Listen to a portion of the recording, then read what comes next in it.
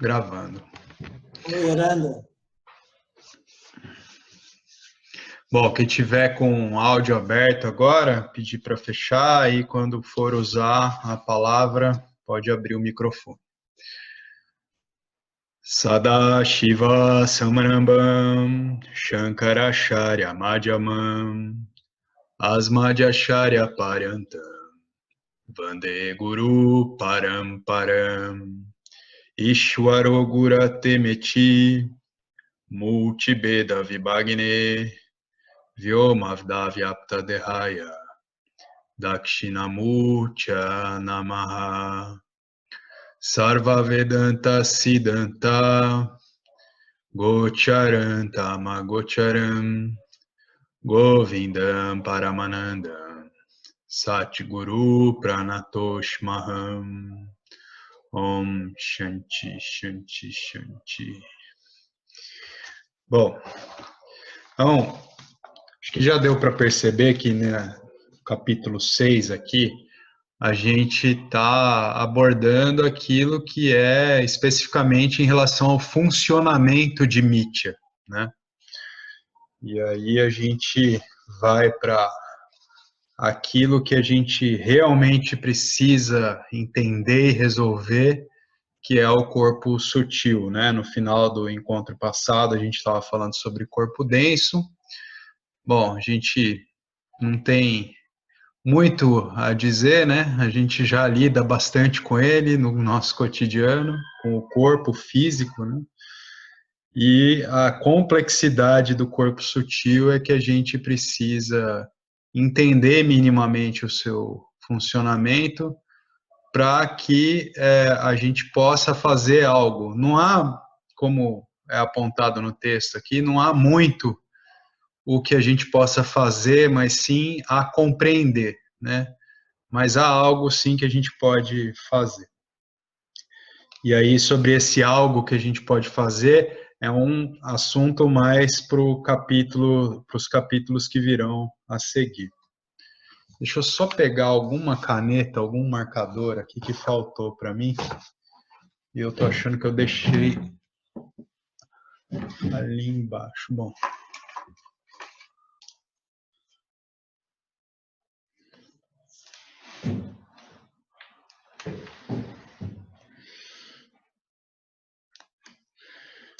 Então vamos lá.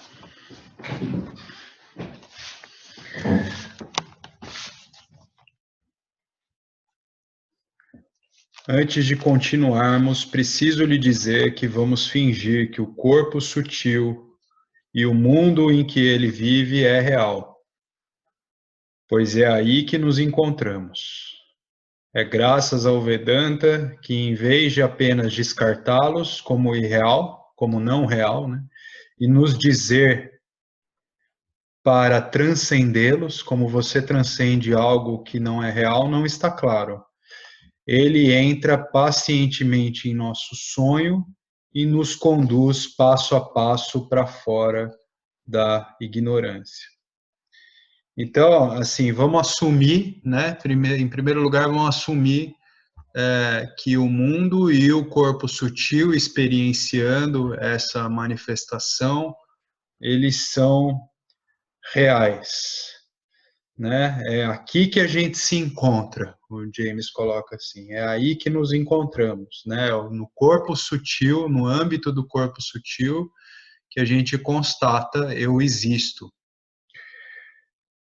E é graças ao Vedanta que, em vez de apenas descartá-los como, né, a mente e o mundo não são reais, então precisa ser transcendido. E aí ele coloca entre parênteses até o que fica como uma ironiazinha aqui, né? Como você transcende algo que não é real, né? Isso não fica claro. Se não é real, não há nada a ser transcendido.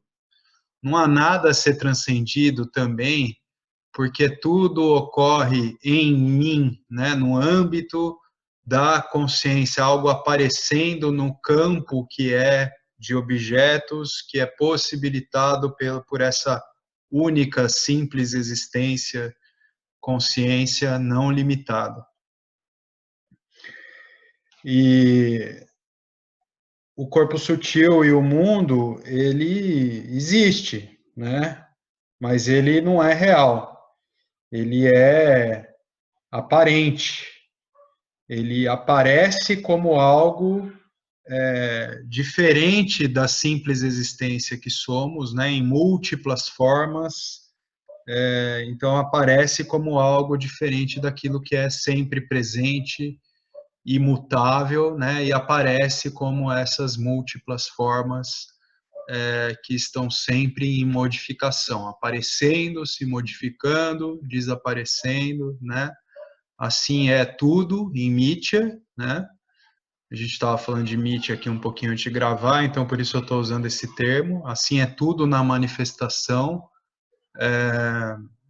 e bem como com o nosso corpo, né? Essa mesma limitação, né? A gente sabe que um dia essa experiência, né, nessa identidade secundária e aparente aí que aparece para todos nós, as figurinhas de vocês que eu estou vendo daqui, eu aqui, isso a gente sabe que vai acabar um dia. Então, não tem nada a ser transcendido e fundamentalmente tudo só é possibilitado por aquela simples existência que somos, né, não limitada, a consciência, a existência ilimitada, está tudo ocorrendo nela, e fundamentalmente aquilo que aparece como algo que parece ser diferente do conhecedor e do conhecimento, que parece ser algo diferente daquilo que simplesmente é existência, também é consciência, também é existência. Então não tem nada transcendendo nada, só existe consciência, só existe uma única realidade não dual, né? Porque ela é a essência em tudo, é como a própria luz que permite revelar todos os objetos e que é como também a matéria-prima, tal como o barro que pode produzir um vaso de barro, que pode produzir um pires de barro, que pode produzir um jarro, diferentes formas, né? A gente pode fazer a mesma analogia com o ouro, mas que ele realmente, aquilo que somos, nunca se modifica. Parece se modificar, né? Essa modificação é aparentemente real. Mas a realidade sempre presente, ela está lá, sempre imutável e não limitada pelas formas que ela pode conhecer.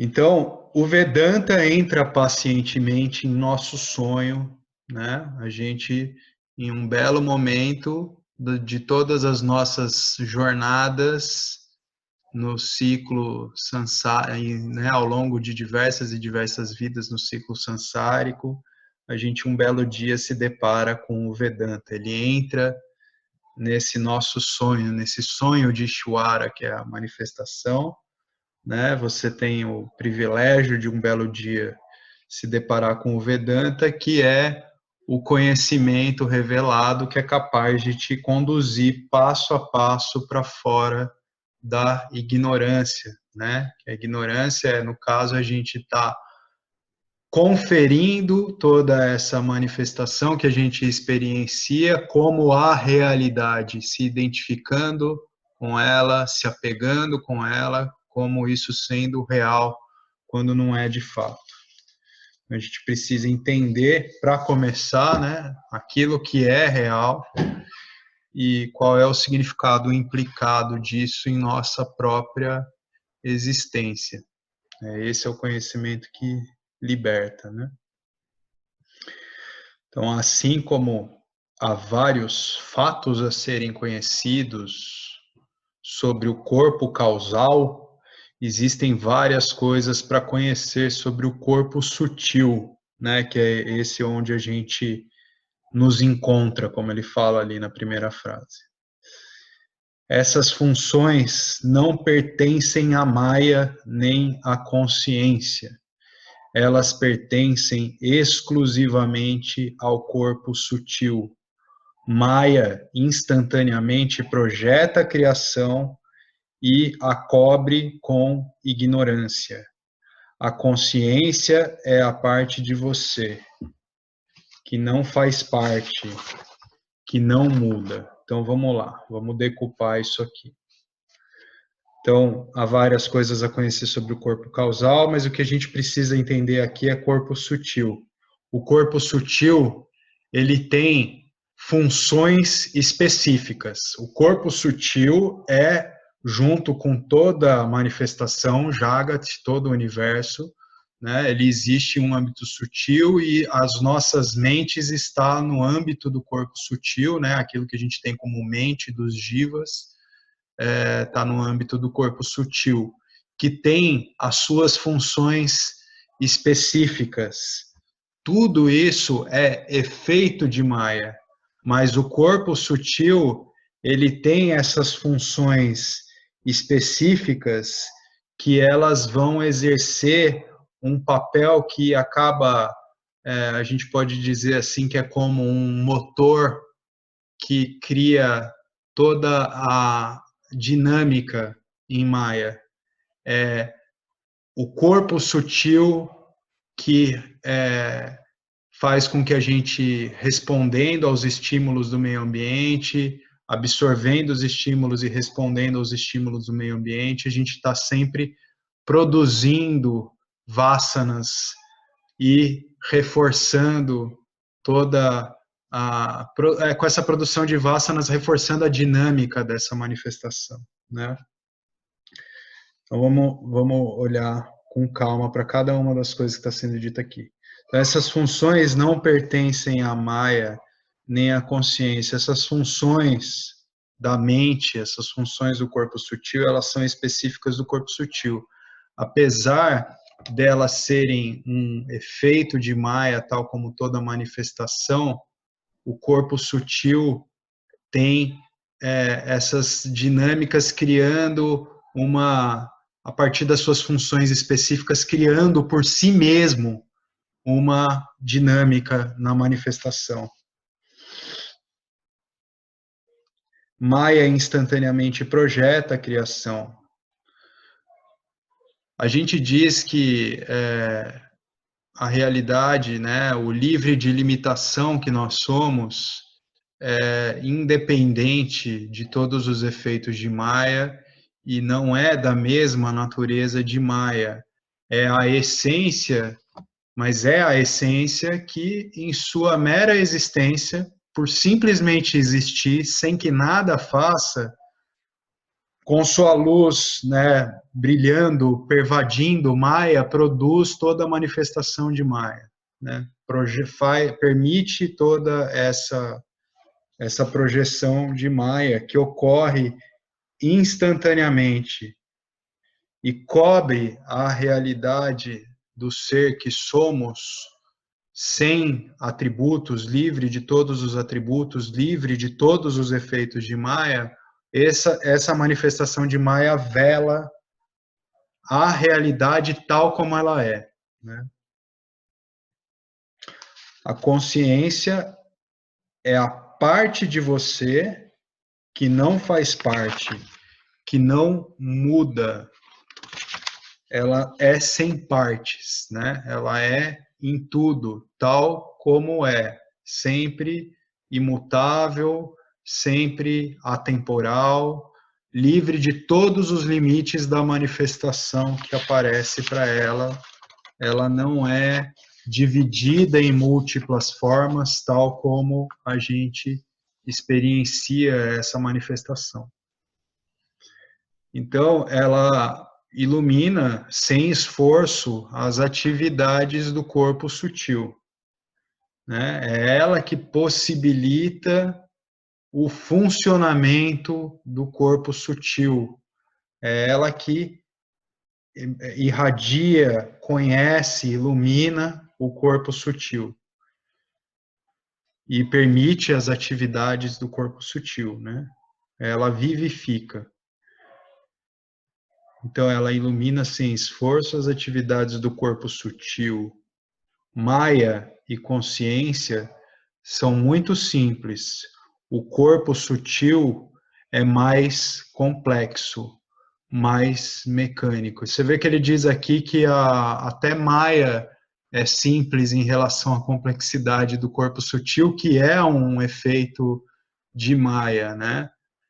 Toda essa manifestação, ela é como se fosse um adensamento assim que vai projetando os diferentes nomes e formas até o seu nível físico denso, grosseiro, né? Então, existe a manifestação em seu nível sutil, que é onde está, né, a nossa mente funciona, ela é corpo sutil, e existe o campo causal, que é onde existe tudo em potencial, como sementes, né, como a gente falou no nosso encontro anterior. E Maia, portanto, deve ser, né, esse talento que é inerente à consciência, mas que existe num nível ainda mais sutil do que o mais sutil, ou seja, mais sutil que o corpo causal, e que quando a luz do ser que é em tudo está associada com Maia, permite essa manifestação desde o corpo causal, conformando o nível sutil e o sutil, por sua vez, o físico, né? O corpo sutil é mais complexo, mais mecânico. Maia e a consciência são muito simples. A gente pode pensar em Maia como uma espécie de película de um filme que tem lá a informação assim em duas dimensões só, assim, sabe? Tipo, tá tudo muito simplificado ali, mas quando a luz do ser brilha em Maia, torna essa projeção toda complexa, toda experienciável, toda em múltiplas dimensões, em múltiplas formas, né? Mas isso é obviamente uma analogia. Embora o Carlos, que a gente tem gostado de conversar, né, Carlos, sobre as questões das ciências, né? Uma das teorias que me agrada bastante é a do universo holográfico. Eu acho que é a que mais pode estar em conformidade com aquilo que é o conhecimento revelado pelos Vedas. Que essa manifestação ela é como um holograma, né? Por acaso, tenho uma coisa que era para dizer. Eu acho que, eu acho que a ciência, com as descobertas que está fazendo, ajuda ao Vedanta, porque aquela coisa que disse para ver, aquela coisinha no YouTube, em que mostra que a gente vem, é só aqui ainda atrás, no fim de contas, que a gente vê as coisas todas aqui. Isto é uma ajuda para a gente perceber que realmente a realidade não é real. A gente Uhum. vê tudo dentro da cabeça, nada, a gente não vê nada fora, a gente está tudo, é tudo dentro da cabeça, nesses espaços aqui atrás, onde a luz entra pelos olhos e se reflete ali atrás, é ali que a gente vê tudo.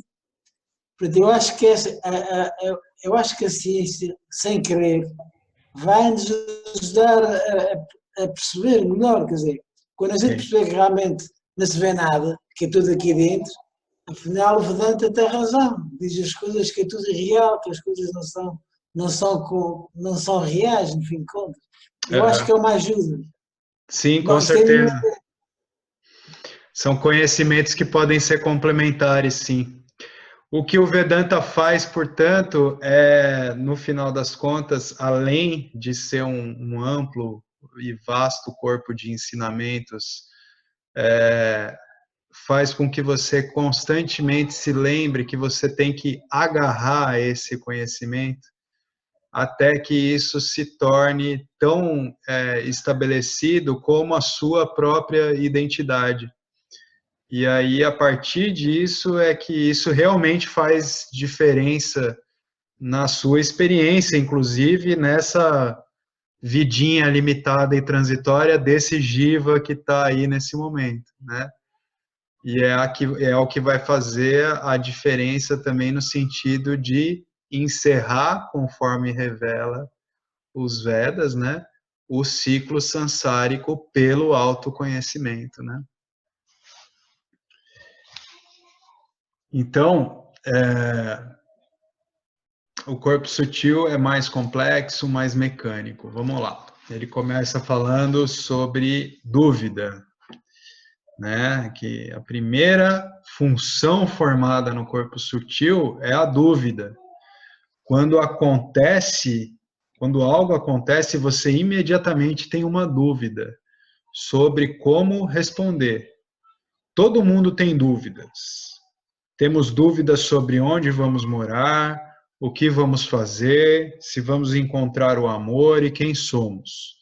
Ishwara foi realmente muito bondoso, pois deve ter percebido que quando ele aparecesse aqui, como um corpo sutil, um ser vivo, precisaria de proteção. Em um sonho, nada dura e nada é o que parece ser. Para funcionar nesse sonho, você precisa questionar as coisas. Alguém que considera as coisas pelo seu valor aparente e não faz perguntas, está procurando dúvidas, né? Então, ele está tratando a dúvida aí como esse princípio de discernimento, né? Estrutura o nosso discernimento, a dúvida, porque a gente precisa ter uma pulguinha atrás da orelha para, como ele falou aqui, né? Que Ishwara foi realmente bondoso, porque deve ter percebido que ele precisaria de proteção quando aparecesse como um ser vivo, né? Então, a dúvida, ela tem esse valor utilitário de nos proteger das enrascadas, né? A gente deixa de fazer muita besteira porque há uma função na nossa mente, né? Pelo menos das que funcionam mais ou menos adequadamente, há essa função na mente de falar, opa, né? Tem aquele freio, né? Ó, vê lá o que você vai fazer, isso aí não é coisa boa, ou questiona, né? Olha, será que isso aí que está sendo apresentado para mim é isso mesmo, né? Então, a dúvida tem essa função importante.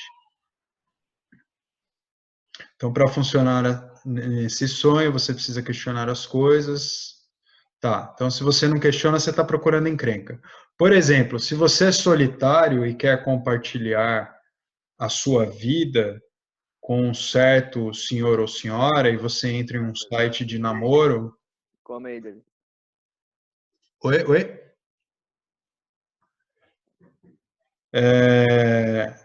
Você entra em um site de namoro e lê o perfil de um possível parceiro, você é um completo idiota se você acha que o que o perfil diz é verdade. Pode haver pequenos pedaços de verdade inteligentemente espalhados aqui e ali, definitivamente alguns exageros e provavelmente algumas mentiras descaradas.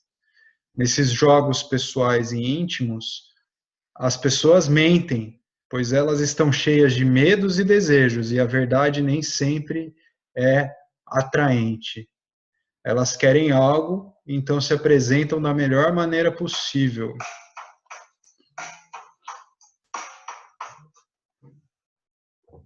Eu vou silenciar meu celular, depois eu respondo.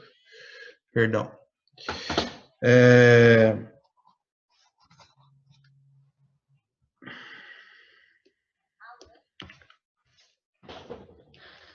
Oi, Babi. Desculpa, eu não vi que tinha atendido. Eu não posso falar agora, querida. Depois eu te dou um retorno. Tá, feliz aniversário. Valeu. Beijão. Beijão. Tchau. Deixa eu ver se eu coloquei no silencioso mesmo. Desculpa a interrupção, pessoal. Não tinha visto que antes eu não tinha. Ao final da aula, cantar parabéns.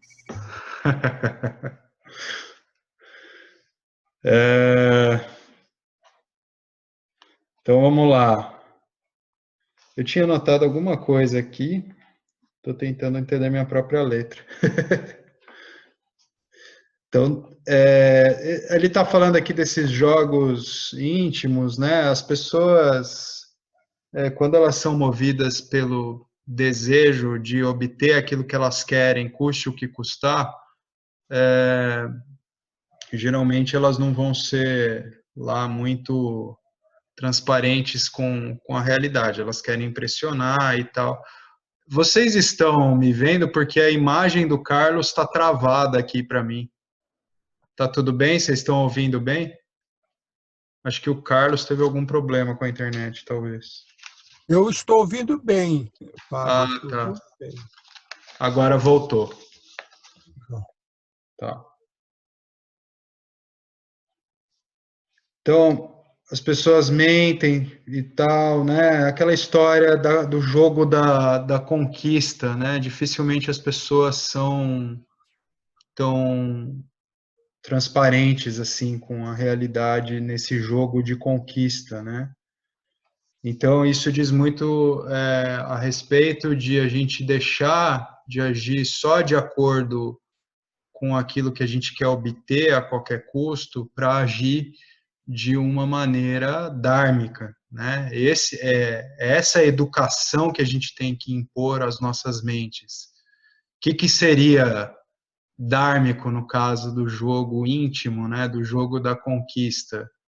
Se você quer alguém, você jogar limpo, né? Mas é difícil isso para a maioria das pessoas.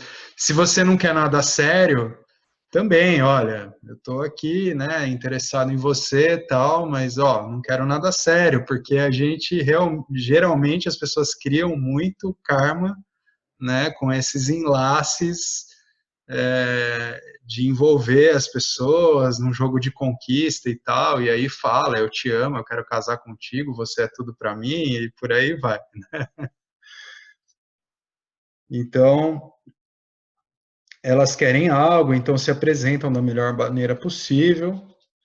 É bastante natural, mas ai da pessoa que leva a sério, né? Nesse exemplo que ele está dando. A pessoa leva a sério todo aquele blá blá blá do cara lá jogando chaveco, põe a foto dele do lado de um avião, né? Que ele foi num aeroporto, parou do lado de um monomotor, aí ele fala que é o avião particular dele, né? Põe umas fotos lá do lado de uma mansão que não é dele, esse tipo de coisa. Tá cheio de história aí nos telejornais, né, de mulheres viúvas que tomaram golpe desse tipo de sujeito. Então, é bastante natural, mas ai da pessoa que leva isso a sério. Sim, você deve confiar, né? A gente deve exercer confiança, mas você também deve amarrar o seu camelo, né? A expressão que o James usa aqui. Então, é aquela coisa, né? A gente tem que dosar, calibrar essa questão da dúvida, porque a dúvida ela vai nos servir até certo ponto. Então, a gente, por exemplo, se a gente quer a confiança das pessoas, é importante que a gente confie nas pessoas também. Nas atividades assim, equipe de trabalho e tal, é fácil a gente notar isso. As pessoas só vão confiar em você realmente se você transparece uma confiança. Mas em certo sentido, de uma maneira velada, talvez, né, você tem que se resguardar, ter sempre a pulga atrás da orelha em relação a uma pessoa ou outra que você observa que pelo comportamento talvez aquela pessoa não seja aquilo que ela quer parecer ser, né?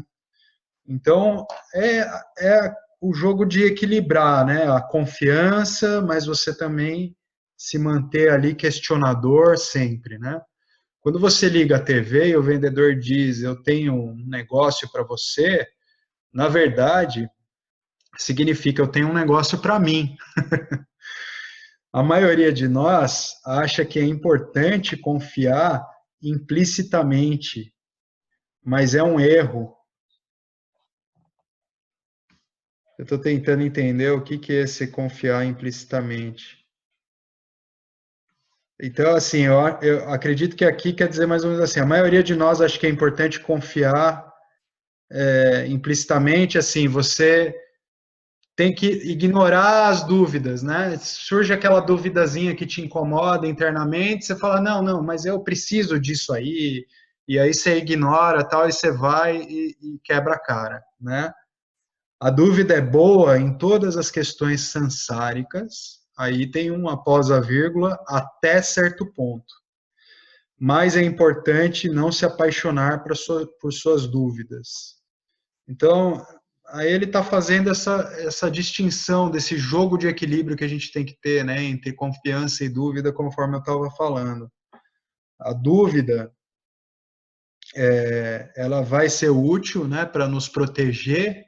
Até certo ponto ela pode ser útil, mas também a gente investir muito nas nossas dúvidas, a gente ter aqui, como ele fala, um caso de amor com a dúvida, ela nos mantém sempre mentalmente perturbados, né? Quando você está sempre indeciso, você nunca relaxa, né? Em nenhuma situação, você está sempre questionando tudo, então é importante às vezes a gente confiar também, né? Os indecisos, né, quem está sempre sustentando dúvida, nunca serão felizes, nunca são felizes. Você precisa ser capaz de resolver as suas dúvidas. E aí eu complementaria dizendo o seguinte: então, o Vedanta é um conhecimento que, quando adequadamente compreendido, ele se estabelece, né, ele está sempre presente como aquilo que é sempre além de todas as dúvidas. É o conhecimento além de toda dúvida. Você sabe o que é real, sempre presente, em todas as circunstâncias que se apresentam.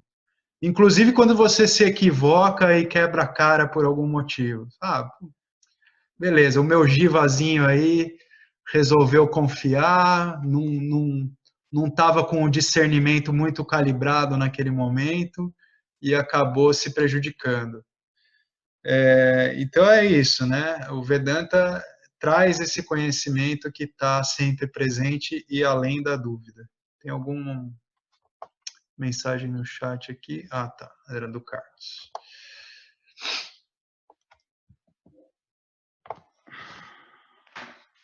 Resolva as dúvidas e haja. Para resolver uma dúvida, você precisa de informações. De onde vem a informação?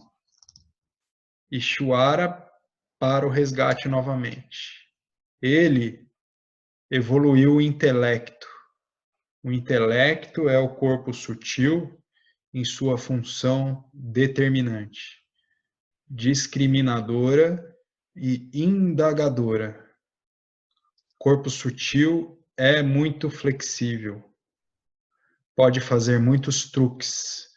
Seu trabalho é descobrir a informação relevante, tomar uma decisão, dizer ao ego, o fazedor, o que fazer e gerar a emoção apropriada à ação para que você possa responder adequadamente à situação.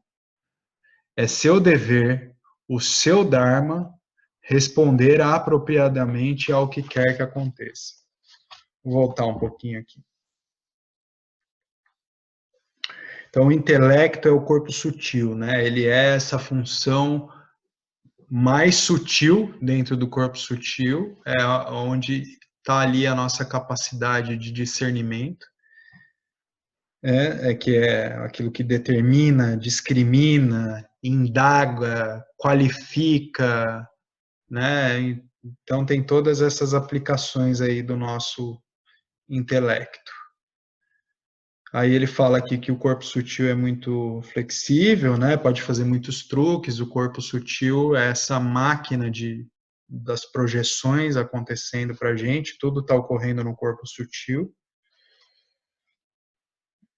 Pode fazer muitos truques. Seu trabalho é descobrir informação relevante. Tomar uma decisão, né? Tomar uma decisão é função do intelecto. Então, vamos abrir o nosso chart aqui, que eu acho que eu já devia ter aberto. Sempre útil nessas horas, a gente fazer uma aula mais visual. Share. Vocês estão vendo aí? Deixa eu pôr o F11 aqui.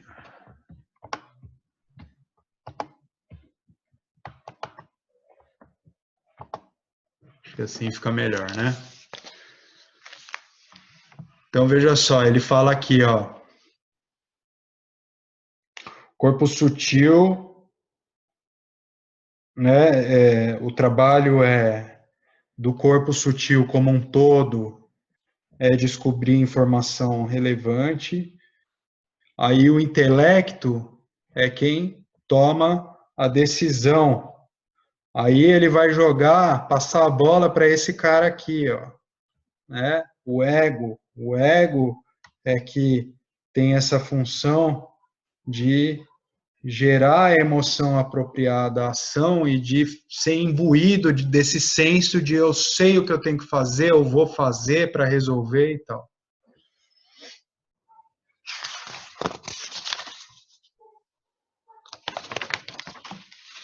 Então a gente tem que responder adequadamente às situações. Esse é o nosso dever, é o nosso dharma, responder apropriadamente ao que quer que aconteça. Mas de onde virá a informação? Alguém acabou de dizer eu te amo. Seu intelecto não pode simplesmente pegar um smartphone, acessar a internet e procurar no Google o que eu faço quando alguém diz eu te amo.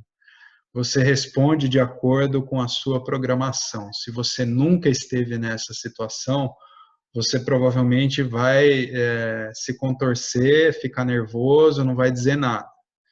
Se você já esteve nessa situação e quer encorajar o dito pretendente, vai dizer, eu te amo também, eu também te amo. Na verdade, você pode não ter estado nessa situação e mesmo assim dizer, eu também te amo. Ou seja, uma resposta condicionada, né? Pois você viu uma situação semelhante na TV, ou é isso que o seu amigo disse quando aconteceu com ele. Então você fala, alguém, nossa, a pessoa fica impactada, né? A pessoa me disse eu te amo, ali na juventude, né? Na adolescência, na puberdade, né? A gente ali, muito imaturo, não sabe como lidar com essa situação, né? Aí ouve de uma garota, de repente, eu te amo. Você fala, nossa, o que eu digo agora? Eu te amo também, né?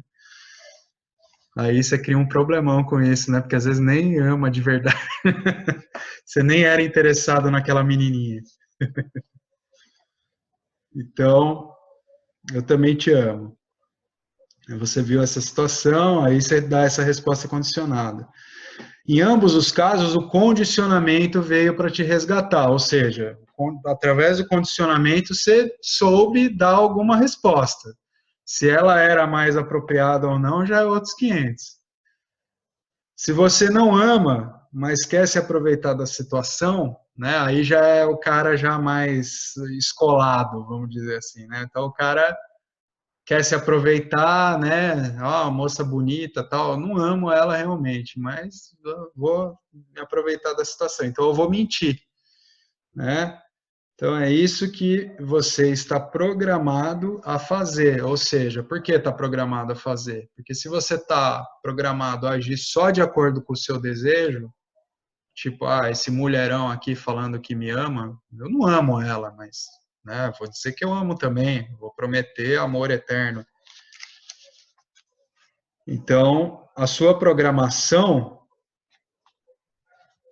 está armazenada no seu corpo causal. Vamos discutir essa programação em breve, né?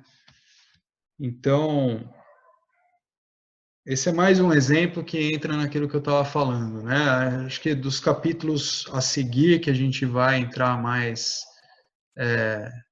no sentido de tentar educar, obter o conhecimento para educar as nossas mentes para o Dharma, né?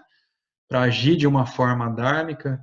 Mas é sobre isso que a gente está falando aqui, né? A gente age geralmente de uma forma condicionada. A maioria das pessoas age de uma forma condicionada, né? Portanto, o intelecto tem o conhecimento do que fazer. Conhecimento que o intelecto recupera do corpo causal instantaneamente transforma o corpo sutil em um fazedor. Conhecimento que o intelecto recupera do corpo causal instantaneamente transforma o corpo sutil em um fazedor. Vamos olhar isso no chart. O que ele quer dizer aqui, e que eu acho que a gente vai entender isso mais e mais lendo o texto adiante, é que o intelecto recupera do corpo causal aqui o quê? As vasanas, né? Então, a tendência de resposta à situação que o intelecto vai encaminhar para o ego agir é sempre condicionada pelas vasanas, né?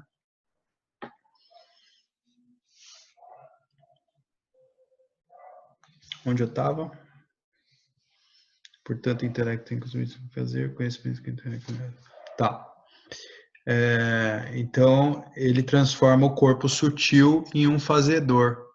Ou seja, vocês entendem que são as vasanas, né, que nos impulsionam à ação. Elas aparecem em nossas mentes como desejos, né, ou como os nossos medos, as nossas aversões, como pensamentos, né, mas é sempre a vasana que é, uma vez precipitada no corpo sutil, que torna o corpo sutil essa força motriz, né, que nos impele à ação.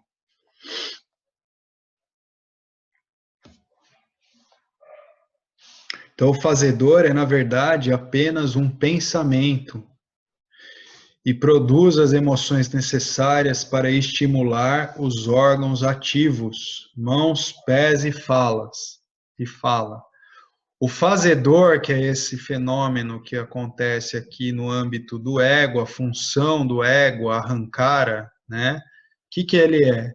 Ele é aquilo que na nossa mente, uma vez que o intelecto está aqui constatando a nossa existência e ele discrimina tudo, dentro da nossa mente, essa função do ego aqui está dizendo o que? Então esse senso de existência, essa consciência que me impele a agir de determinada maneira, né, que faz com que eu haja, e aí uma vez que eu constato que agindo de uma determinada maneira, sobre uma determinada situação, eu obtenho aquele certo resultado, então é esse cara aqui, né, essa função aqui dentro da mente, que vai falar, opa, então eu sou o detentor dessa consciência, dessa inteligência, né, eu sou o cara, o que faz, age, acontece. Ele se apropria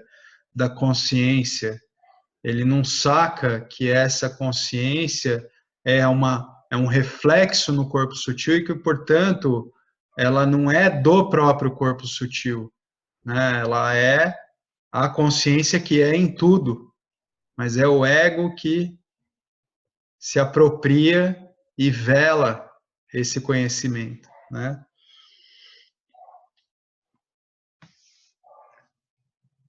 Então, o fazedor é, na verdade, apenas um pensamento, ok?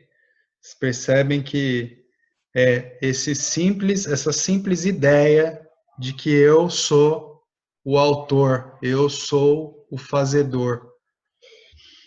Mas aqui é tudo uma dinâmica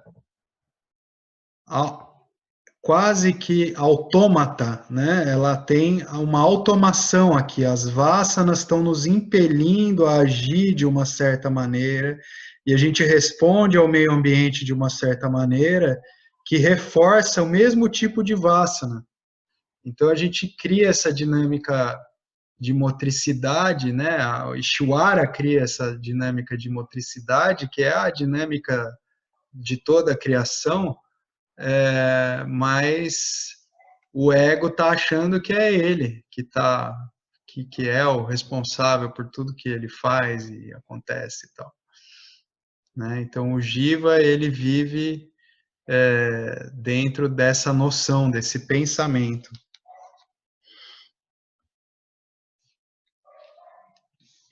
Então, o ego também é o cara que vai nos imbuir da emoção apropriada para que a gente se sinta estimulado a fazer determinada coisa, né? Desde o momento que a gente abre os olhos, acorda pela manhã, né? Tem uma força de desejo que nos faz levantar da cama e começar o dia, fazer as coisas que a gente faz e perseguir aquilo que a gente quer, e ir para o trabalho, seja lá o que for, porque tem um senso ali, uma emoção que nos coloca na ação.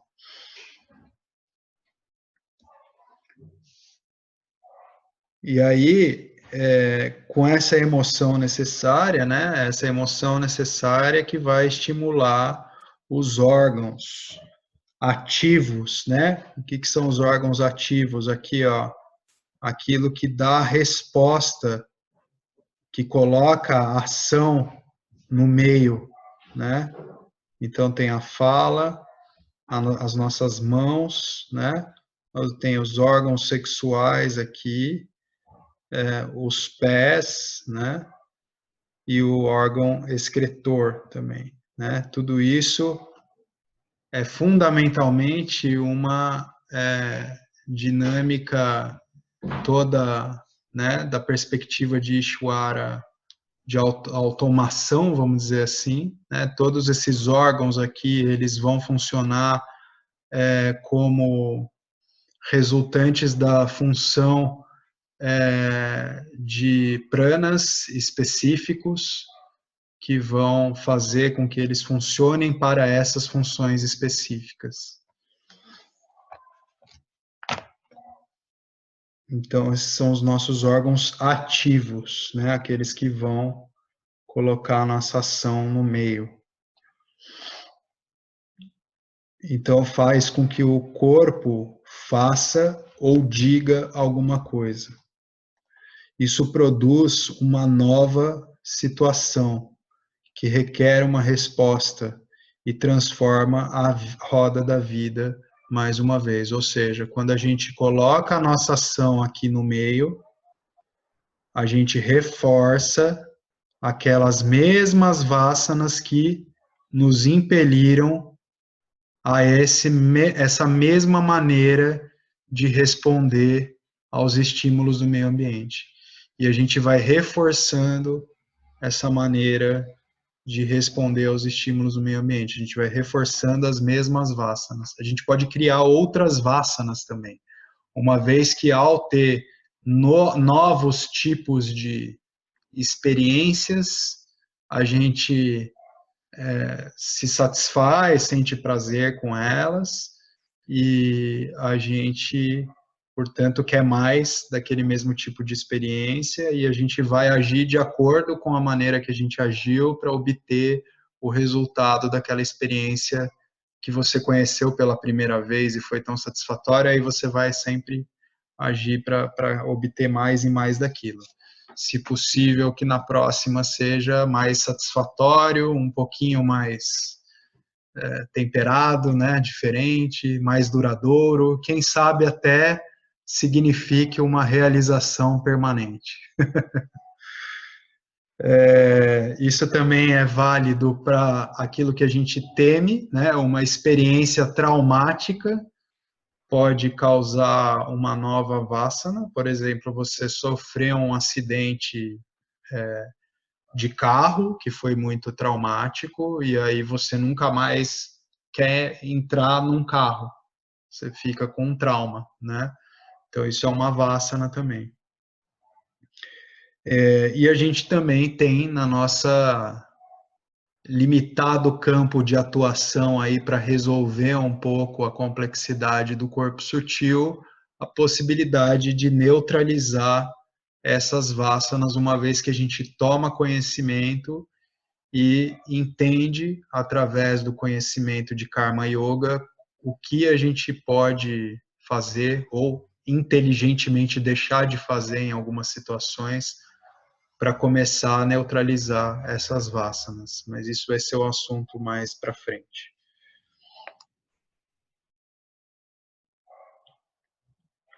Então, é isso. A gente transforma a roda da vida mais uma vez, né? Essa resposta vai transformando a roda da vida. De manhã à noite, dia após dia, ano após ano, isso continua. A gente fica nesse reforço aí, nessa dinâmica. É apenas Ishvara que opera impessoalmente o sonho de Maya. Você pode fazer muito pouco para mudar isso. E mudá-lo também apresenta vários problemas, mas ele pode ser mudado. Vamos falar sobre o que você pode fazer em breve. Na verdade, o resto do livro é sobre você. O que você pode fazer. É sobre o que você pode fazer, tá? Mas você precisa saber que se você estiver qualificado, o conhecimento por si só será suficiente. A menos que você esteja pronto para renunciar o fazedor,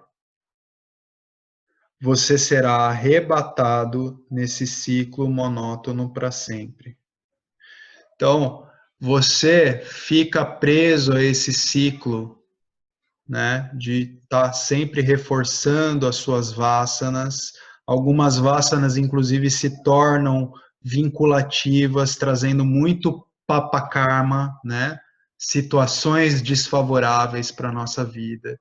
A gente fica preso naquilo, a gente fica apegado a determinadas situações, se torna como verdadeiras amarras às nossas pernas, a gente não consegue caminhar quando a gente está num emaranhado de karma muito complexo, a gente não consegue se desenvolver na vida e a gente acaba tendo uma existência em sofrimento e vai ter que voltar, né, numa nova conformação de um novo corpo sutil, de um novo corpo físico, e essa nova conformação em uma outra encarnação, ela vai ser resultado daquelas vasanas que foram deixadas ali, resultantes desses karmas mal resolvidos na vida anterior, né? Então, essa é a problemática toda. Aí ele fala aqui que você precisa saber, se você estiver qualificado, o conhecimento por si só será suficiente. Aí ele fala que a menos, né, para você sair desse ciclo monótono para sempre, a menos que você esteja pronto para renunciar ao fazedor. O que é esse renunciar ao fazedor? É diante da luz do conhecimento de quem somos e dessa impessoalidade de Ishvara, né, fazendo girar essa roda kármica que no âmbito de Ishvara, da perspectiva de Ishvara, é impessoal. Ishvara simplesmente é o conjunto de leis inteligentes da criação que permite tudo, é uma totalidade, né? Então, qual que é o único meio da gente se livrar dessa problemática? Você entendendo que assim é Ishvara, você precisa se desapegar disso que te prende nesse mesmo padrão, né, de reciclar essas vasanas que te vinculam, né, que causam esses karmas que te vinculam aos ciclos sansáricos, né? Então, a gente obtém com um certo nível de suficiência, neutralização dessas vasanas, a gente obtém mais clareza mental que nos permite essa compreensão que é suficiente por si só para que você se liberte. Porque quando o conhecimento ele é firmemente estabelecido, ele invariavelmente vai representar, não imediatamente, mas depois ele vai representar liberação do jiva. Se o conhecimento está sempre presente, né, o resultado dos nossos karmas não é neutralizado imediatamente, essa dinâmica não cessa no mesmo instante, mas você está ali com o conhecimento sempre presente e você está cada vez mais desvinculado da problemática do sofrimento psicológico dessa complexidade aí do corpo sutil, e aí você se livra, né? No campo da ação, sabendo da sabedoria da totalidade de Ishvara, também só te resta fazer o quê? Você não se apegar aos resultados das suas ações.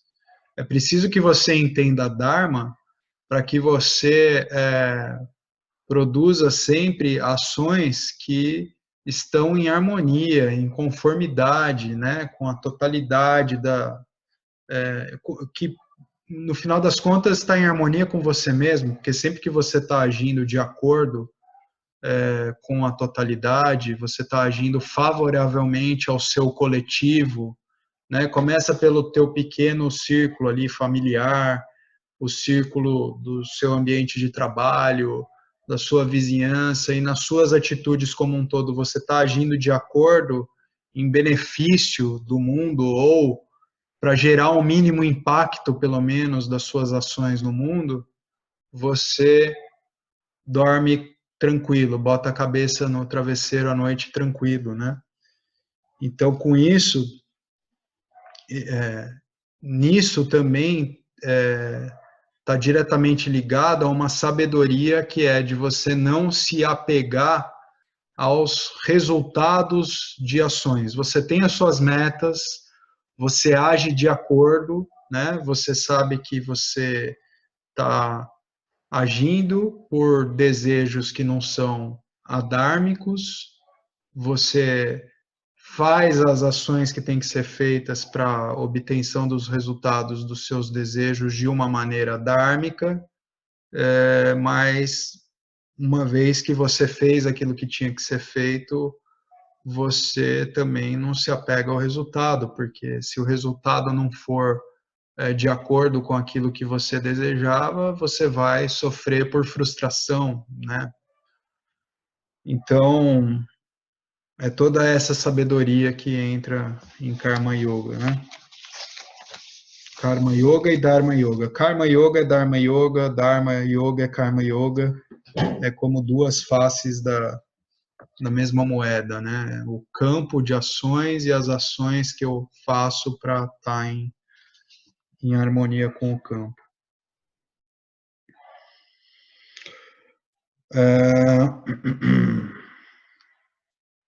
Então, é por isso que precisamos discutir Ishvara com e sem Maya. Depois de entender como a criação funciona, você pode facilmente renunciar ao sentido eu sou o fazedor. A nossa dificuldade de se livrar desse senso de ser o fazedor, ela é por falta de compreensão. Uma vez que o autoconhecimento ele se estabelece, a gente consegue ter uma visão muito clara de não ser o fazedor. E esse não ser o fazedor não significa, obviamente, deixar de fazer o que tem que ser feito, significa você olhar com maturidade para a sua identidade secundária e relativa, e esse ego continua ali, né? Esse ego que sustenta esse senso de fazedor, mas esse ego ele é visto por seu valor utilitário, limitado, né, no tempo e no espaço, porque quando você deixar de existir não vai ter ego ali para querer reivindicar nada mais.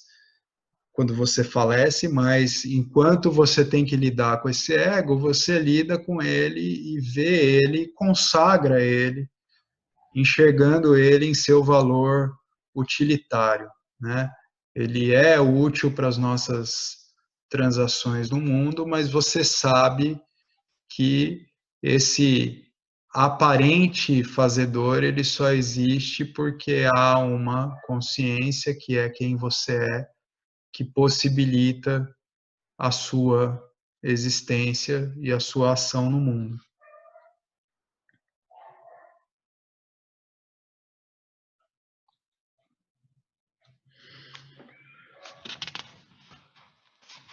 Como veremos no capítulo 10 sobre a discriminação, o propósito de discutirmos o corpo sutil e identificarmos os pensamentos, sentimentos e karma que pertencem a ele, é indicar que todas essas coisas permanecem com o corpo sutil, não pertencem a você, consciência. O Vedanta não é apenas conhecimento passivo, conhecimento que finaliza a busca. É a aplicação habilidosa do conhecimento do corpo sutil que revela a total bem-aventurança da consciência. Quando ele fala aqui que o Vedanta não é apenas esse conhecimento passivo, é aquela história, né? O Vedanta ele não pode ser uma mera erudição intelectual, do tipo, eu sou o ser, né? Eu sou o ser que é o imutável e sempre presente, ok, eu sei disso, e aí eu sigo a vida dando as mesmas cabeçadas de sempre. Eu preciso traduzir esse conhecimento de uma maneira adequada para que a minha experiência ela se torne também mais desfrutável por mim, né? Que eu possa desfrutar melhor da minha experiência. E isso acontece no Vedanta de uma maneira adequada porque ele também é a aplicação habilidosa do conhecimento do corpo sutil, né? Eu diria que a começar porque o Vedanta faz uma aplicação habilidosa do conhecimento e o funcionamento de Mitya, né? Você entende, né, a partir do conhecimento de Mitya, né? Não basta você entender, só eu sou o ser, somente que eu sou Brahman, que eu sou Paramatma, mas eu preciso entender dentro da lógica de Mitya, né, que na sua totalidade isso representa um Dharma universal e que esse Dharma tem as suas esferas circunstanciais, aonde eu estou aparecendo como um alguém que age para obter certos resultados das minhas ações, né? Aparentemente eu sou um autor de ações que aparentemente está obtendo resultados.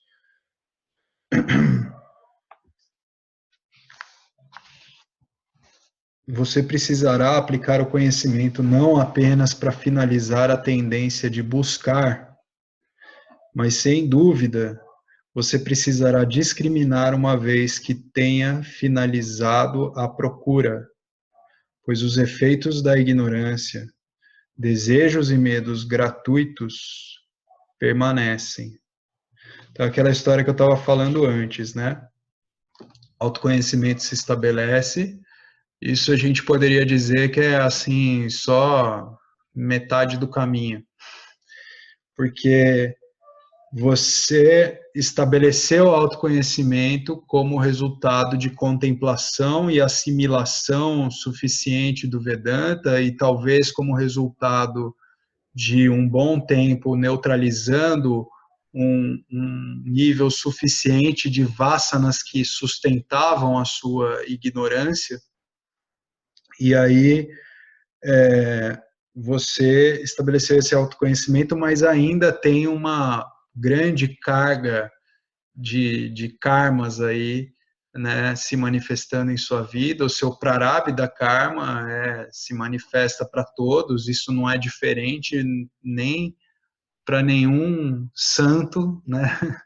Tomando uma licença poética para essa história de santo aí, que a gente andou conversando sobre isso nos últimos dias, né? Que tem um mito dessa coisa de santidade, né? Mas sem desviar o assunto, o prarabdha karma ele é um fato para todos, né?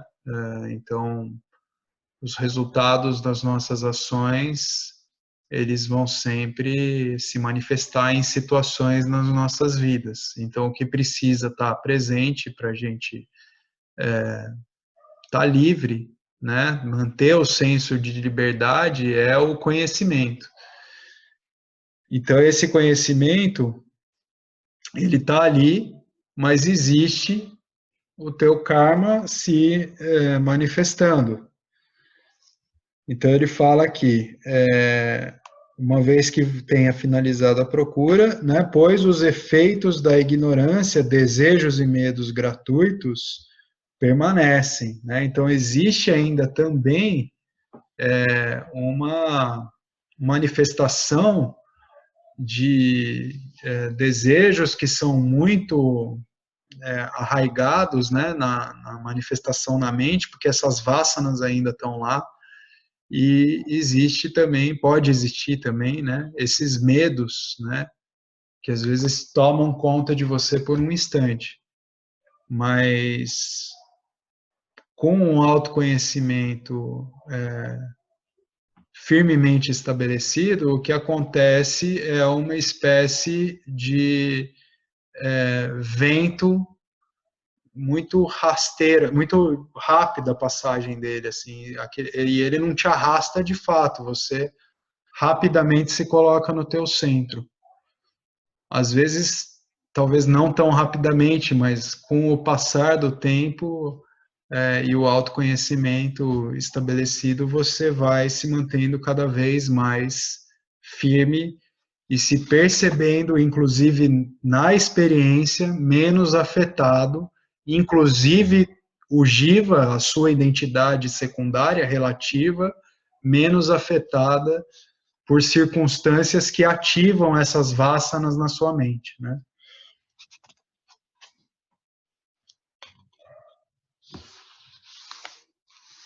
Quando o viajante cansado percebeu que a cobra era na verdade uma corda, demorou alguns minutos para que as emoções desconfortáveis desaparecessem, né? Aquela história, né? A gente falou dessa história clássica do Vedanta, da cobra vista como, da corda vista como uma cobra, na penumbra ali, né?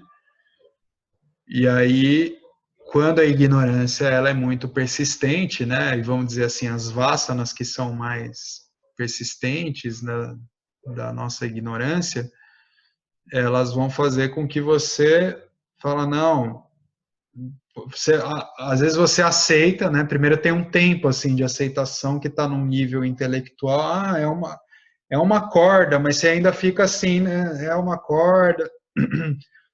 Não, pode pôr a mão. Não, eu sei que é uma corda já, mas eu não vou pôr a mão.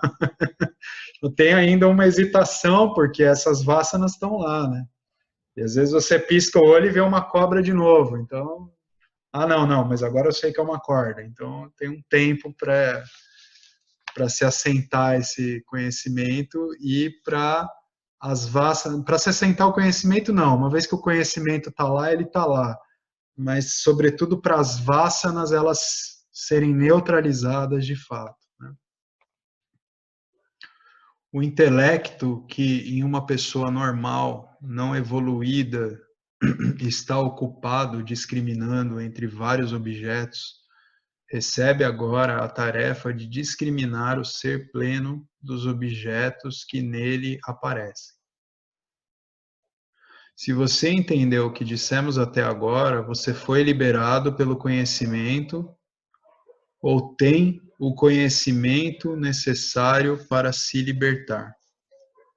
Você pode deixar esse livro de lado e continuar desfrutando a vida como ela é, ou você pode começar o seu trabalho espiritual de forma significativa. A primeira opção é improvável, por um motivo específico que vamos abordar agora.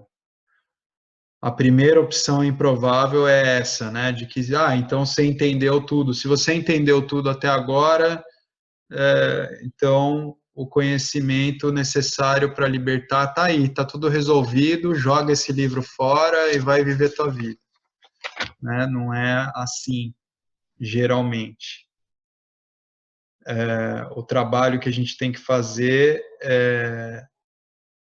a gente vai falar mais adiante, mas ele fala aqui ao final que a primeira opção é improvável por causa de um motivo específico que a gente vai falar agora. Né? A gente já sabe aqui, logo no título, as sementes, né, são as vasanas. A gente falou disso também no nosso encontro passado, até surgiu, né, essa analogia de vasanas simbolizada por uma semente, que a semente, né,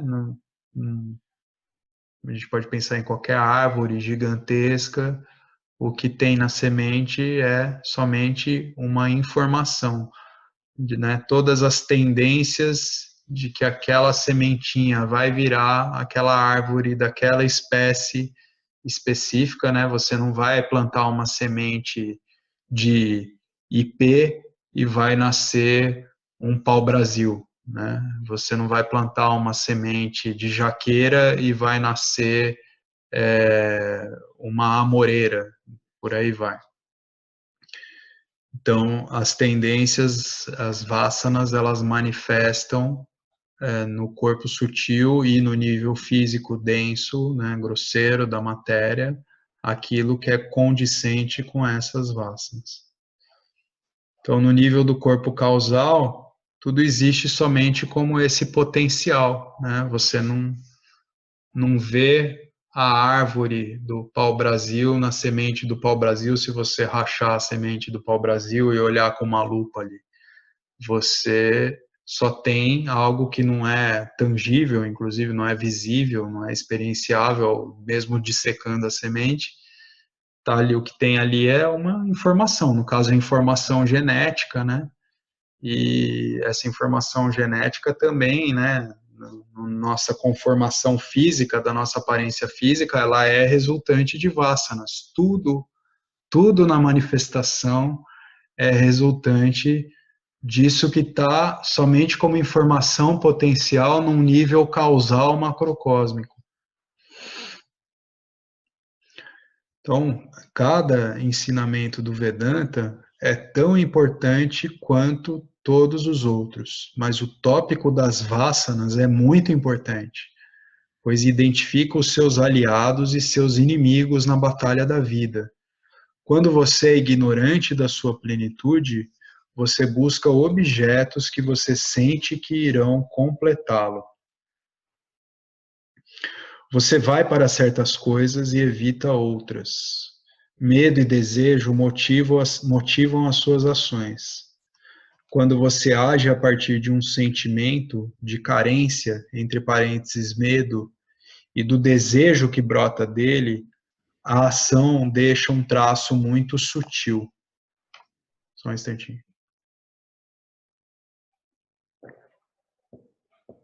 Então, quando você está agindo, não percebe que a ação tem resultados invisíveis, além da experiência imediata.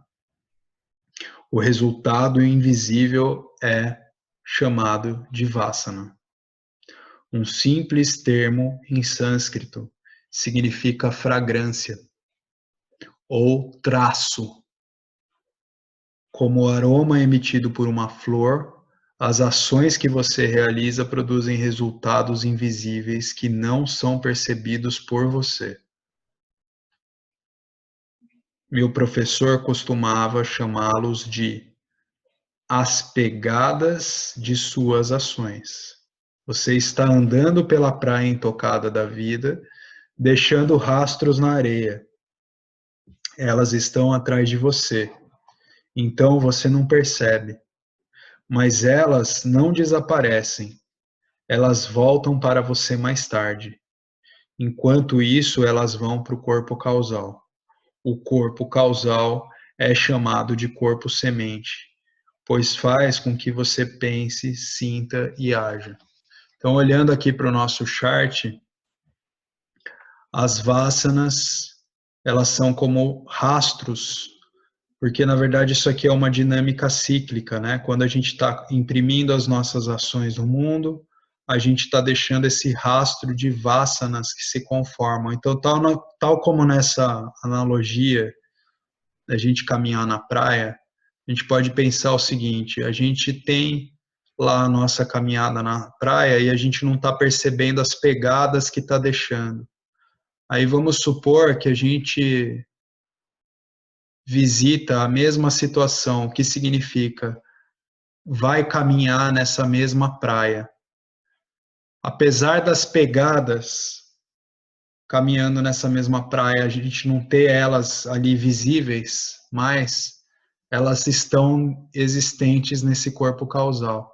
E a gente vai caminhar pela mesma trilha, pisando nos mesmos lugares, ou seja, reforçando aquelas pegadas, tornando elas ainda mais profundas e aquele traçado mais demarcado ainda.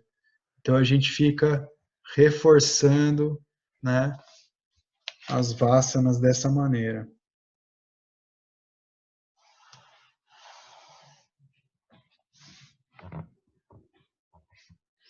Tem um modo de olhar para isso também, que é assim, quem estuda topografia e relevo e fluxo dos corpos d'água entende bem essa situação. A gente pensar num morro que ele é perfeitamente redondinho, assim. Então, você não sabe quando jorrar água nele perpendicularmente, a princípio, para onde vai escorrer, qual é a tendência de escorrer a água, para qual lado, pode escorrer por aqui, pode escorrer por aqui. Mas uma vez que você teve uma chuva perpendicular que bateu ali certinho no topo desse morro e a água escorreu por aqui, a segunda vez que chover, já tem um veiozinho marcado ali que vai fazer com que a água escorra por ali e você vai aprofundando esse veio. Então a gente pode olhar para os nossos condicionamentos dessa maneira também, são tendências que a gente vai reforçando como esses veios. Por exemplo, você faz sexo e realmente gosta disso. Quando acabar fisicamente, não acabou. Ninguém que fez sexo e gostou fez isso apenas uma vez. Você pode fazer outros negócios por um tempo, mas quando se encontra em uma determinada situação, você quer de novo. Se o sexo completasse você, você não estaria interessado novamente, mas você está interessado, pois ainda se sente incompleto. Ou seja, né, se o sexo completasse você, o que significa uma experiência sexual te completou, pronto, você não precisa mais daquilo, né? Aquela história da gente persistir imaturamente por muito tempo, né, quando a gente é imaturo, na ideia de que há uma certa circunstância arranjada de acordo com os nossos desejos que a gente vai alcançar na vida e que a gente vai sentir completo. Aquela visão que a gente tinha quando era jovem, quando eu for casado e tiver 2 filhos e tiver morando numa casa que é assim, assado, e eu vou ter tal carro na garagem. Então, quando tudo isso tiver ali arranjado, eu vou ser completo, seja lá qual for a visão que você tem, né? Tal como se um desejo alcançado realmente te fizesse completo e está tudo resolvido, né? Aí você se torna adulto, vê que o casamento não é esse mar de rosas, aí você tem que lidar com a manutenção da casa, aí você tem que pagar o IPVA do carro, fazer o licenciamento do carro todo ano, você tem que manter as contas e a coisa toda é pesada e você fala, meu Deus do céu. Aí você atinge a maturidade, de repente encontra o Vedanta, já com aquela ideia, eu quero me livrar de tudo isso. Então vamos lá. Então, o sexo, se ele completasse você faria uma vez e se sentiria completo. Mas você permanece interessado em sexo porque você ainda se sente incompleto. Os desejos por objetos que estão escondidos em você e surgem de tempos em tempos são as suas vásanas. Isso se aplica também aos medos. Se você tiver uma experiência ruim, evitará esse tipo de experiência como a peste. Para tornar isso muito simples, podemos dizer que as suas vásanas são o seu condicionamento, as suas tendências aos objetos e atividades que você deseja ou rejeita.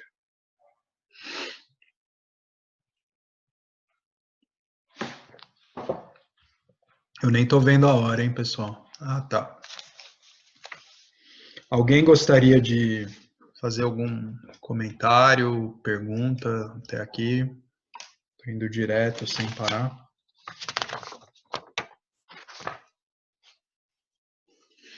Então, vamos lá.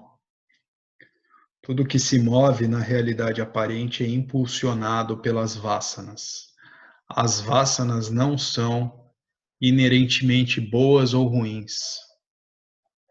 Elas são as sementes, o conhecimento que impulsiona a criação.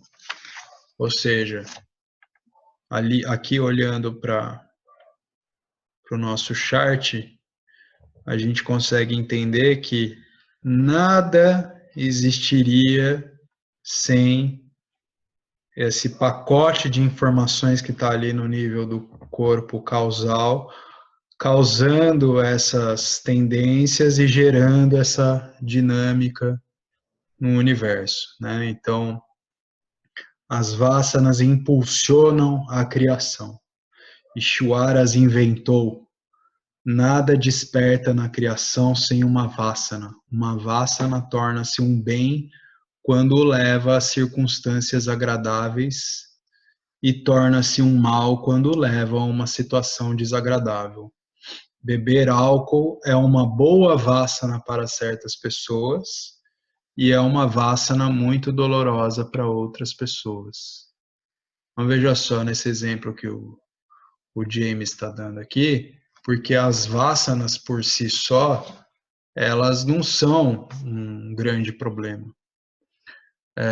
Inclusive aqui, como ele está falando, a vássana por beber álcool, por mais contraditório que isso possa parecer para quem demoniza, imagina, bebida alcoólica, tal. Não, é um problema para quem tem problema com bebida alcoólica, né? Para algumas pessoas, você toma um vinhozinho, umas 2 taças ou até meia garrafa, tem gente que toma uma garrafa e não tem tanto problema com isso, tem aquele relaxamento, fica mais descontraído, mas tem aquele discernimento, falar, não, já deu, tá bom, e tem gente que parece que revela uma personalidade oculta, né? E aí se torna violento, começa a falar bobagem, ou seja lá o que for, e depois tem que ficar lidando, né, no dia seguinte com a vergonha ou com todos os problemas das consequências, né, que ele criou agindo de uma maneira estúpida. Uma vássana é um impulso, um momento, né? Um momentum, ele fala aqui, de uma ação passada, a tendência de repeti-la.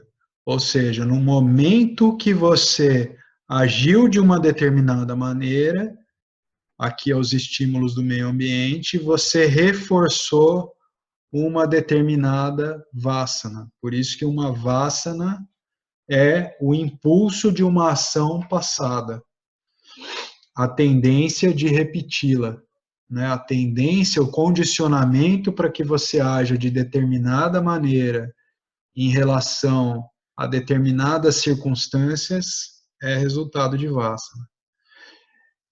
É puramente um termo técnico. Eu enfatizo isso para contrariar a ideia de que as Vassanas são apenas negativas.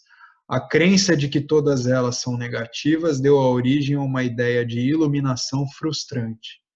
A iluminação acontece quando todas as Vassanas forem removidas. Pessoas iluminadas têm Vassanas. Se você está vivo, você tem Vassanas. Quando as Vassanas param de funcionar, você morre.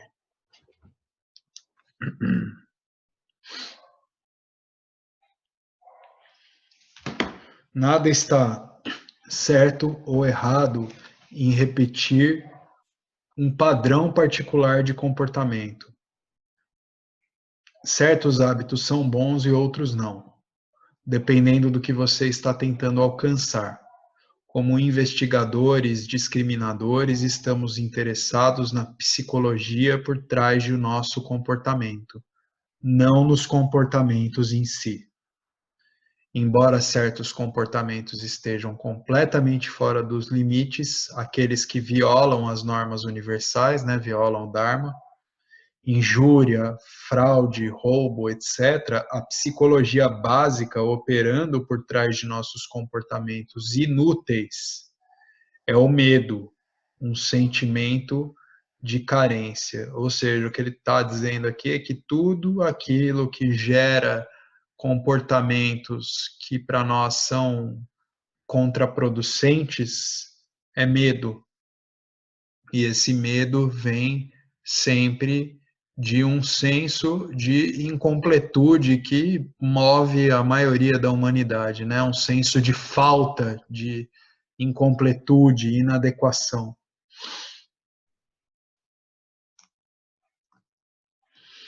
Uma vassana por comida é natural, é Ishvara mantendo o corpo. Eu como para viver, mas quando eu me sinto emocionalmente perturbado por qualquer motivo e uso a comida para me acalmar, a vassana se torna um problema, pois mascara a minha real motivação. Eu agora vivo para comer. Então é aquela história, né, da quem come muito por ansiedade, né? Porque a comida traz uma sensação de conforto, né? Então coloca a pessoa num lugar confortável, ela não quer pensar muito nos problemas dela, tá ansiosa, vai comer, né? E enfim, basicamente isso. E também eu acho que porque a pessoa ficando bastante tamásica é como se ela suprimisse os problemas dela, né? A pessoa come muito e fica naquele estado letárgico, assim, dos problemas desaparecem por um tempinho.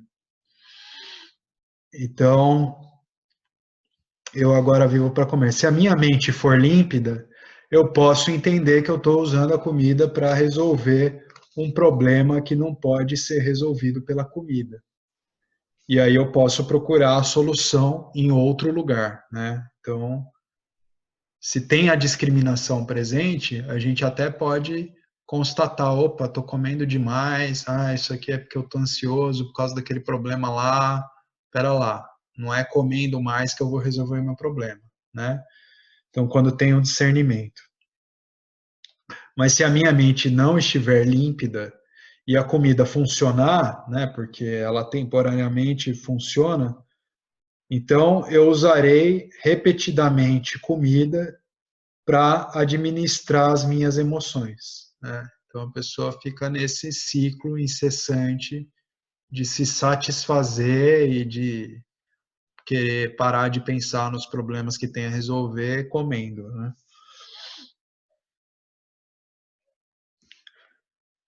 Quando uma vassana é repetida diversas vezes, aqui que eu estava, né?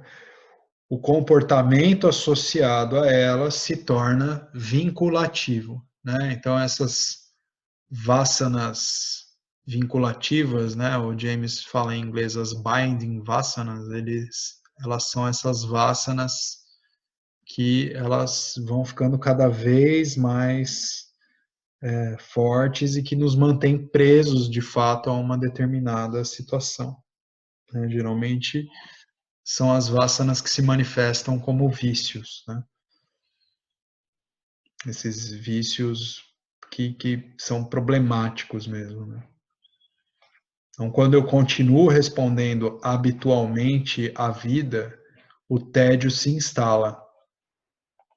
Não é agradável se comportar como um robô quando você é realmente um ser consciente. Nesse estágio, o hábito causado pela vassana se torna uma obsessão ou uma compulsão, que finalmente se transforma em um vício. Daqui para frente eu não tinha lido, por isso que eu não vou ficar falando muito, porque às vezes eu tenho a tendência de comentar coisas que vão ser faladas adiante. Chamamos esses estados de desejo e apego de vassanas vinculativas. Nesse ponto você não está comendo comida, a comida está comendo você. Caso você não tenha entendido, comida representa qualquer comportamento baseado em vassanas para fazer você se sentir bem, né? Então, quando a gente está num mundo assim, com essa motivação de obter, né? Conseguir tudo que eu quero, conforme eu quero, né? Então, a gente está sempre comendo, né? E significa se satisfazendo, indo atrás só daquilo que me faz sentir bem. E isso é sinônimo de criar situações desfavoráveis. Invariavelmente cria situações desfavoráveis. Gera muito papakarma quando a gente é movido só por nossos desejos e desses desejos vinculativos, né? O Vedanta não funciona para pessoas com vícios e compulsões, a menos que o vício tenha levado a pessoa ao fundo do poço. Fundo do poço significa que não há mais o menor desejo de defender o seu comportamento viciante e há um desejo ardente de se livrar dele. Se uma pessoa não atingiu o fundo, ela não estará aberta à solução espiritual. Ela pode falar de libertação, mas persistir no comportamento, que mascara o problema fundamental, a falta de autoconhecimento. É por isso que nossas escrituras dizem: não deixe que os sábios abalem as mentes dos ignorantes. É uma perda de tempo ensinar aqueles cujas mentes estão sob o encantamento das vassanas, pois as suas mentes pertencem à vassana em jogo no momento. A gente já falou disso algumas vezes, né, sobre aquela história lá de dar pérolas aos porcos, né? A gente só deve, né, para agir de uma maneira dármica, inclusive, a gente só deve falar de Vedanta com quem tiver alguma abertura e curiosidade a respeito de Vedanta, porque se a gente for falar de Vedanta com as pessoas que estão aí no mundo, correndo atrás dos seus desejos mundanos e não de autoconhecimento, elas não vão dar nenhum valor, né? E isso, inclusive, pode, enfim, serve para essas pessoas menosprezarem o valor do Vedanta, né? Então a gente não deve fazer isso. O valor do Vedanta, colocar o Vedanta ao julgamento dessas pessoas que podem subjulgar o Vedanta. Então, com essas pessoas que estão aí muito abaladas, né, por conta dessa situação de estar com a mente movida por suas compulsões, né, perturbada por essas vasanas altamente vinculativas, é completamente inútil falar sobre Vedanta, a não ser que ela tenha atingido esse estágio fundo do poço, que ela quer salvação, ela quer livramento e ela vai pensar a respeito de autoconhecimento, de espiritualidade, de uma maneira muito honesta, como quem está prostrada mesmo, de joelho, suplicando por esse autoconhecimento. É quase que similar ao estado de quem quer, né, desejo ardentemente, né, o desejo ardente por liberação, o estado do mumukshtva, né, tudo que ela quer é se livrar. Então é uma perda de tempo ensinar esses. Por exemplo, se você tem uma conversa com um bêbado, tudo pode ser maravilhoso e significativo na época. Mas se você tentar construir o relacionamento no dia seguinte, não pode, pois a pessoa sóbria com quem você está falando hoje não é o bêbado com quem você estava falando na noite anterior. Na verdade, você não estava falando com a pessoa, você estava falando com a vássana do álcool. E, infelizmente, as vássanas não são conscientes. Bom, eu sugiro a gente deixar Dharma para o próximo encontro nosso. A gente hoje teve uma leitura de, né, questões que envolvem aí tanto o corpo sutil quanto as vássanas, né? Esse entendimento sobre vássanas oriundas do corpo causal é algo sobre o qual a gente deve se debruçar mais, assim, estudar mais e falar mais, enfim, é complexo, né? E, enfim, aí temos um tempinho que seria legal se alguém tiver aí alguma pergunta, comentário, porque talvez assim a gente elucida mais algumas questões, porque hoje, enfim, eu não sei se eu estava sendo muito claro conforme a leitura e os comentários que eu estava fazendo. Alguém gostaria de expor algo, comentar, perguntar? Vamos encerrar, então?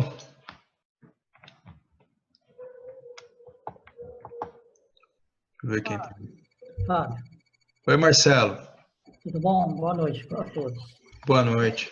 Esse final aí que você comentou, o que eu tenho notado não é só pessoas no fundo do poço, não, para ouvir o Vedanta, né? É que não só essas pessoas, muitas pessoas também, ou seguem as religiões tradicionais, e se você faz um convite, fala de Vedanta, as pessoas não têm a menor intenção realmente, né? Nem de dar um passo para ler do que se trata, entendeu? Então, a gente fica naquele dilema. Eu sei que a gente deve evitar de ficar insistindo, né? Mas a gente fica tão maravilhado com o Vedanta e a gente quer compartilhar aquilo que a gente acha que é bom, né?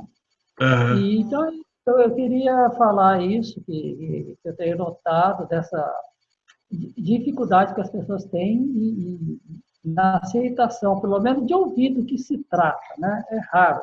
E, às vezes, se você manda um Tati Vaboda, que é bem inicial mesmo, sim, tô. Parece que entra por um ouvido e sai pelo outro. Assim, não...